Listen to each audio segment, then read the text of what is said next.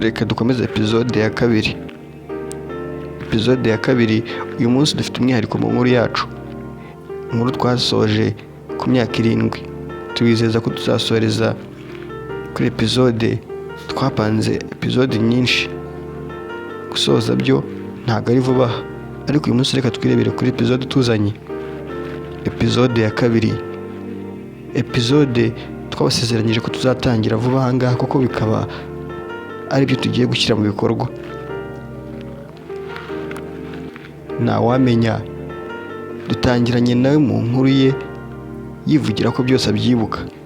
Ubu niho nibwo atangiye kuganira mu rugendo rw'imyaka 7. Icyo gihe ngo byose noneho arabyibuka. Ngo ubundi yari umuhungu ukunda kwigunga, kwikorera amaboko. Ibyo ngibyo nibyo byamurangaga. Umunsi umwe umusaza yivugira yuko rwose ngo yamushimishije cyane.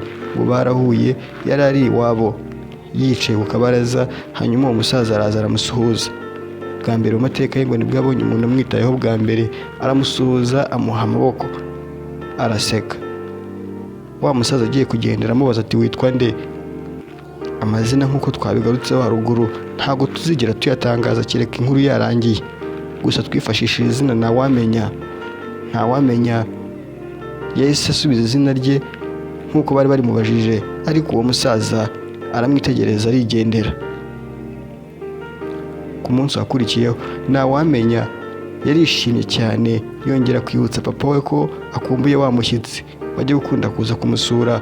Uwo mushyitsi amazina ye bamwita Nasoro Kajisho, yari umwarabu, ubwoko bw'Abarabu bari batuye muri karitsiye zitwa Buswahili. Uyu munsi nizo karitsiye ziracyahari. Umusaza w'imfura, Imana imwakire mu bayo, kubera ko ubu ngubu ntabwo akibazwa ku isi y'abazima, yashize mu mwuka nyine. Uwo mwana Ntawamenya yakomeje kugenda yongera kubaza se ati wa mugabo ari he? Ndashaka kumubona, ndashaka kumumenya, ndashaka kongera kumubaza, hari ikibazo yagiye namubajije. Ntawamenya yaje gutegereza wa mugabo aramubura, kuko uwo mugabo ntabwo yakundaga gusura abantu cyane. Iyo yagusuraga nyine byabaga ari ikibona rimwe. Yari umugabo witonda, w'imfura cyane, wabaga muri business zigiye zitandukanye. Abenshi ahantu bita mu Kinamba murahazi. Ibi twabikusanyije twifashishije amakuru, amafoto ya kera ndetse n'ibiganiro byagendaga bitambuka aho bagendaga banyura hose. Telefoni bavuganiragaho izo ngizo zabaye nk'urwibutso zikoma ku rusyo, ndetse uyu munsi tukaba turi gukoma ku ngasire. Twarayafashe turayandika, ntitwigeze twibagirwa amateka y'ingirakamaro kuri abo bantu. Mu mateka ya Ntawamenya byaje kurangira abajije inkuru y'uwo musaza aho yaba atuye. Yagiye kumusura bwa rimwe, ariko bamubwira yuko uwo musaza adahari, ahubwo yatembereye kuri Masjid Taqwa, umusigiti wari ushaje cyane, ariko nanone umusigiti mwiza. Icyo ngicyo cyaguhamiriza ko hahoze ari karitsiye za Kisilamu koko, Uswahilini. Izo karitsiye abantu benshi barazizi. Inkuru ya Ntawamenya nuko nk'uko yatangiye ku myaka 7. Imyaka 7 byose yari ameze nk'ari kubyibuka koko. Hanyuma bamurangiye ko uwo musaza akunda gukorera amasengesho yo kuri uwo musigiti Masjid Taqwa. Hanyuma uwo mwana aza kubaza amateka neza, yumva uwo musaza akunda idini ya Islam, aho yabarizwaga muri ba basaza babandi nyine bakunda kubatiza ngo ni babazehe ba baraza, nk'uko benshi bakunda kubigarukaho haba mu rwenya ndetse n'ibindi. Basaza ba baraza, ubundi aho ngaho niho byahise bitangirira.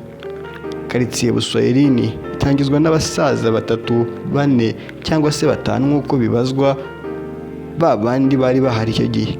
Abo ngabo bari bahari, bamwe muri bo amateka barayibagiwe, abandi babajije bakubwira yuko ari abavuba aho ngaho. Ariko izo karitsiye turazibuka neza cyane. Igihe zatangiraga, buri muntu wese atangira kwibaza ngo ese koko byanga bikunda ahantu tuzabona imihanda, tuzabona amashanyarazi, tuzabona n'ibindi bikorwa remezo. Cyane cyane ko zari karitsiye zirwanyeho mu by'iterambere, aho bahitaga mu Cyarabu. Abo n'Abarabu baje bakashinga imiturirwa, bakahagira karitsiye nk'izindi zose. Ibi bitari bizwi. Burya Rwamagana igizwe n'ibishanga, harimo Cyahafi, Cyoganyoni ndetse n'indi migezi igiye itandukanye iri aho muri Rwamagana.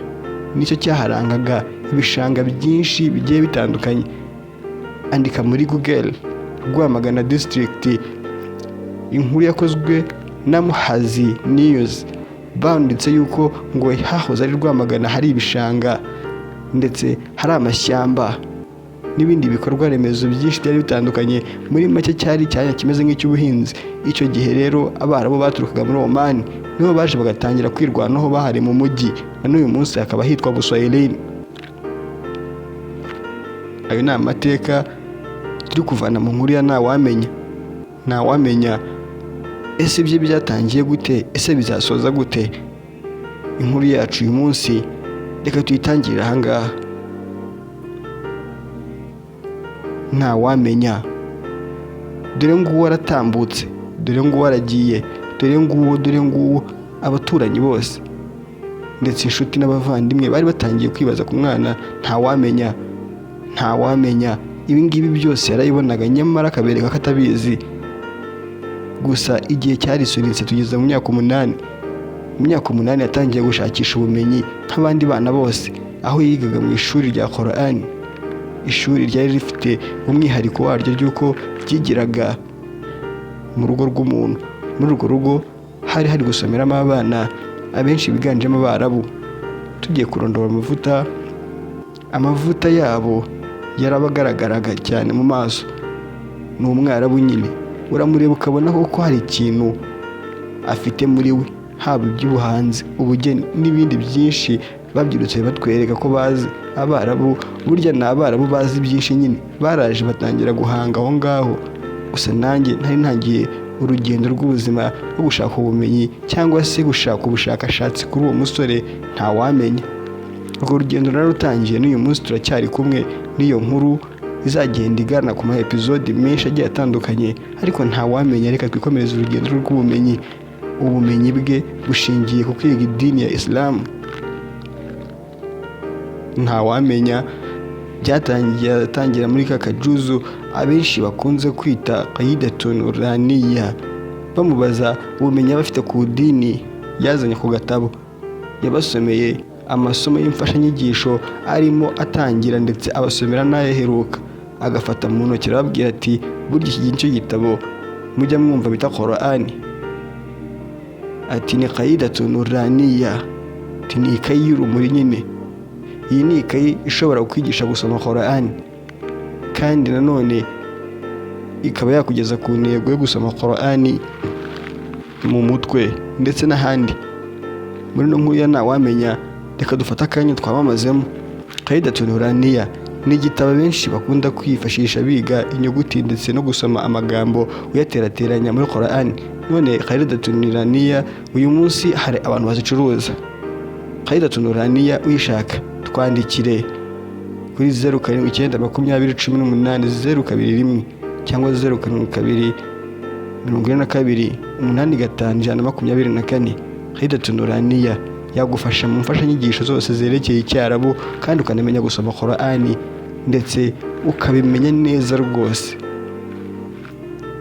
Inkuru ya ntawamenya nk'iyo turaje inshinga niyo yatuzinduye. Tukaba tugeze mu myaka y'8. Ntawamenya, dore ngo waratambutse, dore ngo wahageze, buri wese amucira akatari urutega. Ariko icyo gihe ntabwo bari bazi ko ari ryo pfundo igiye gupfunduka. Tangira kugenda ashaka ubumenyi ku dini ya Islam. Ntawamenya yatangiye kugaragaza icyizere aho bamubonye muri Salatu Tarawih. Bamuha ikaze. Icyo gihe bari bamwumvisha ari gusoma imwe muri aya, kandi ari umwana muto cyane. Izi aya yarazisomye abasaza bikangamo. Dufite ikiganiro kigufiya, ntabwo twasoma izi aya zose ngo tuzisoze, ariko twavuga amwe mu magambo yagiye asubiramo kenshi, ndetse iyi sura nayo akavuga ko ayikunda cyane, yavanagamo ano magambo. Suratu Muhammad yakunda kwicara agasoma muri ano magambo: sayahdihim wa yuslihu balahum wa yudkhilul jannata wa aqdama a'malahum. Abazwa ku isura akunda cyane, yaravuze ati nikunda isura nihebeye, ati ni isura ngufi ariko ndayikunda cyane. umunyamakuru amubaza yaramubajije ati iyo sura ni iyihe.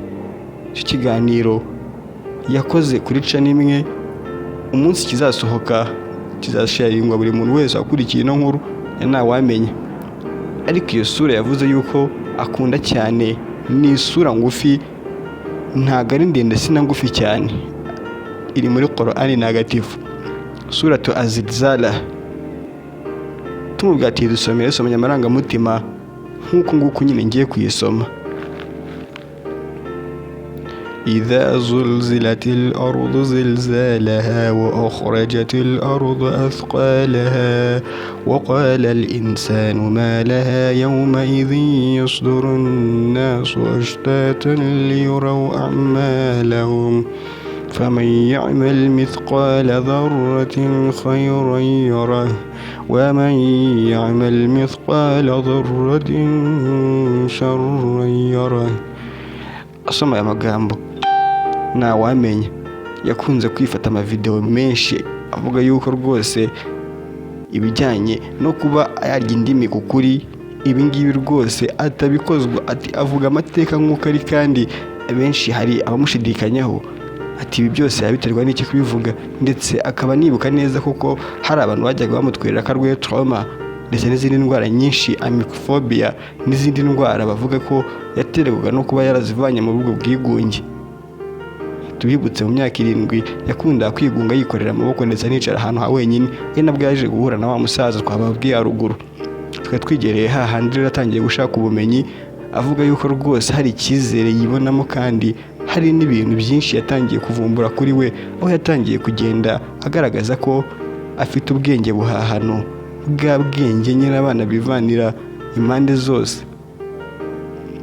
Yarazi gukora ibikoresho by'ubugeni nko kurema imodoka mu bikenyeri, kurema imodoka mu nsinga, kurema utundi tuntu tuva muri ibyo bikoresho byose akatubyazamo umusaruro, kugeza n'ubwo yajyaga gukora ikintu akagenda akakigurisha ku ishuri, haba abarimu ndetse n'abadiregiteri.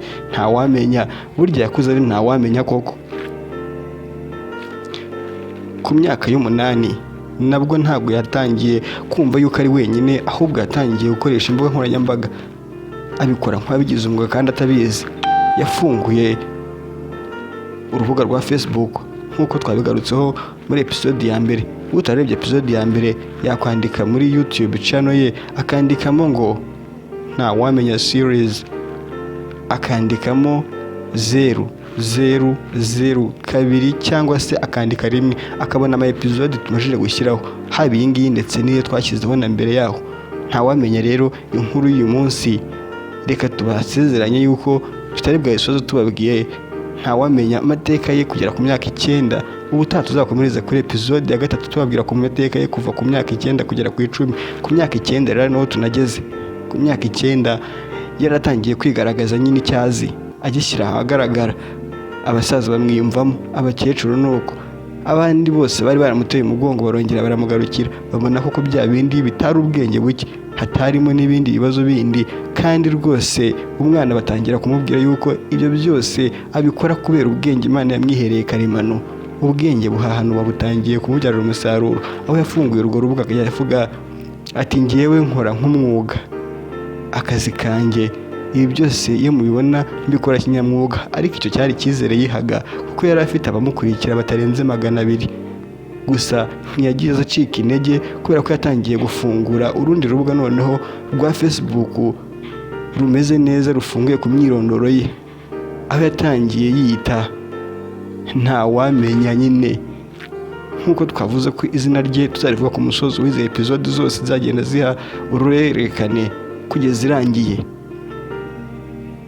Ntawamenya rero ku myaka y'9 dore nuko ubuzima bwe bwari buteye, ariko ku myaka y'10 ntawamenya yatangiye kugaragaza ikimurimo. Twabasezeranyije ko turi bwavuge ku 9, ariko reka twagaruke no ku 10. Ku myaka 10 kubera ko ari naho hari amateka ye menshi ari hazingatiye, reka rero dusohoreza kugira ngo tuzajye kuri imyaka 11, hanyuma tunasoza tunavuga kuri episode ya 3. Imyaka ya 11 yari herekejwe n'urugendo rw'amarangamutima menshi, atangiye gukunda akananga. Ntawamenya yafunguye urubuga rwa Facebook, ariko nanone urwo rubuga atangira kurwamamaza babwira yuko azabashyiraho inkuru nziza zisekeje ndetse n'inkuru zigiye zitandukanye zavuzwe mu binyamakuru, ariko nawe akajya yishyiriramo udukuru twe twa tundi nyine yajyaga yandika. Kuri iyo myaka ni nabwo yanditse filime. Yatubwiye yuko iyo filimi tutayigarukaho cyangwa tunayivuge, cyane cyane yuko ari amateka yibuka akamubabaza akanamushegesha. Iyo filimi rero ntabwo yajya atubwira ko twavuga izina ryayo. Gusa abazi amateka ushobora kubegera ukababaza ese ntawamenya yaba yarakinnye filime cyangwa yarayanditse, nubwo bwose ntawamenya ntawe umuzi, ariko abenshi mu bantu baramubonye ndetse banamuciye mu maso. Ntawamenya yatangiye yandika udufilime akadushyira kuri Facebook, nyuma aza kuyaterateranya amafilime abyazamo filime, aho yatangiye no kwiyamamariza kuri Facebook. Iyo Facebook yivugira yuko rwose ngo itakiri nariho, ngo yafunguye indi kubera ko iyo ngiyo bahise bayimwiba kubera ngo ishyari yabonaga abantu bose bamugiriraga. Icyo gihe ntawamenya rero yatangiye gutangira ajya yamamaza ibikorwa bye kuri Facebook, kugeza n'ubwo yivugiye yuko ngo yandikiye umuhanzi Young Grace, ngo icyo gihe yarabonye afishe ye yayipostinze kuri Facebook, ariko ngo nta ba followers ifite, ngo nta na comment ifite, ngo ndetse ngo rwose ngo yabonaga ngo aho hantu atari ahantu heza kwamamariza. Ibi rero ntawamenya ngo yahise yisamira hejuru, ngo yohereze rwose ngo amagambo meza Tom yabwira Young Grace yuko ngo yamwamamarize yafishe, kandi ngo amasaha 24 kemejeje kurebwa n'abantu benshi banashyizeho comment. Ntawamenya yizereraga ko ngo rwose ngo apostinze ifoto yo musitari akanashyiraho ya magambo yo kuryoshya ngo abantu bayikurikira, kandi ngo bakanashyira muri comment, ndetse ngo niba ari n'amatiki bayagura. Ntawamenya yafashe initiative abwira uwo muhanzi Young Grace, aramubwira ati rwose mwikiraka nibitaza kubyara ntunyishyuri. Ntawamenya yahawe ako kazi, ariko nanone bamuha kondisiyo atakugira ngo ajye kubasebereza afishe yabireka, ngo ayo mafaranga bakamuhaye bashobora rwose kuyamuhamo amatike menshi abantu banze kugura, akagenda nawe akayicururiza. Kubera ko ntawamenya rero yaratangiye gukora agira ubwoba, yaravuze ati ibi byose ntabwo ntabyemera, niba mutamaye amafaranga cyangwa se ngo mume support hanyuma mujye munyamamaza nanjye n'isindi bwabikora. Gusa Young Grace yesi yongera aramubwira ati ngaho genda ufate afishe wipostinge ku rubuga rwawe turebe ko iri bwaze kubyara umusaruro nk'uko wabitubwiye. Ntawamenya yabikoze nk'uwikinira, ariko abona mu masaha 5 yaramajije kugira abakomantateri 240. Ibitangaza byari bibaye. Screenshot atangira gufata, arazitaginga, araziboherereza babandi bose batakekaga yuko iyo afishe yagera ku bantu bangana gutyo. Engage yayo yari ifite abantu 997. Abakomantateri bamajije kuba 240, ariko mu masaha 30, ubwo turavuga umunsi umwe urenzeho amasaha yandi. Uwo munsi wa kabiri igitaramo kiri bwabe yagiye kubonabona ya foto yasibwe yavanywe kuri Facebook ye. Ibi ngibi ntigeze bitindaho cyane kuko ntabwo yari agasobanukirwa imikorere ya Facebook n'izindi mbuga, yarakiri muto nyine akifungurira imbuga nkoranyambaga biri aho ngaho. Ubwo twageze mu myaka y'10 kandi twambutse mu kanya gatoya turaba tubabwira ko tugeze kuri 11, gusa iyi episode turesoreza ku 10. Young Grace yasibye iyo foto, nubwo bwose uyu munsi ngatabyibuka, ariko ntawamenya yatangaje yuko ngiyi foto yasibwe ngo mu masaha 30 nangahe nkuko yabitangaje. Aravuga ati iyi foto yarasibwe ndababara cyane kuko numvaga ikiraka cya mbere kimiriye. Aho rero ntawamenya yatangiye avuga ati abantu rwose barahemuka. Ubwo atangira gufungura izindi mbuga zitandukanye, WhatsApp, YouTube ndetse n'izindi, ariko atazi kubikoresha. Izo mbuga navuga ko zamupfiriye ubusa, uyafunguye izindi. Ntawamenya ubwo atangira ingamba zo gutangira kuba umunyamujinya nawe akarakara, akaba umuntu usanzwe nk'abandi, aho kutagirira impuhwe buri muntu wese abonye. Ntawamenya ubwo bwose urugendo rwari rutangiye ko rw'ubuzima. Ntawamenya ishuri niba yarikomeje atararikomeje ntabwo tubizi, gusa bivuga ko yagarukiye mu wa 4 cyangwa se mu wa 3.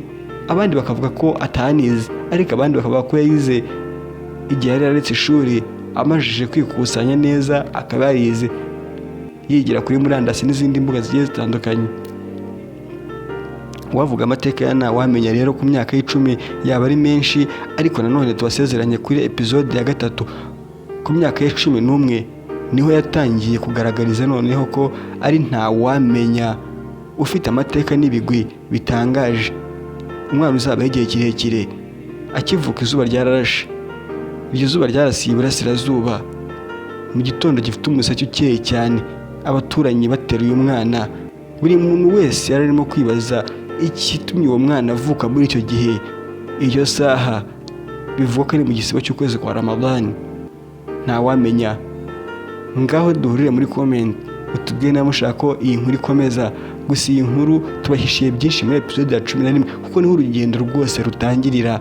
Iyi yari summary, inshamake cyangwa se introduction. Filme yacu documentaire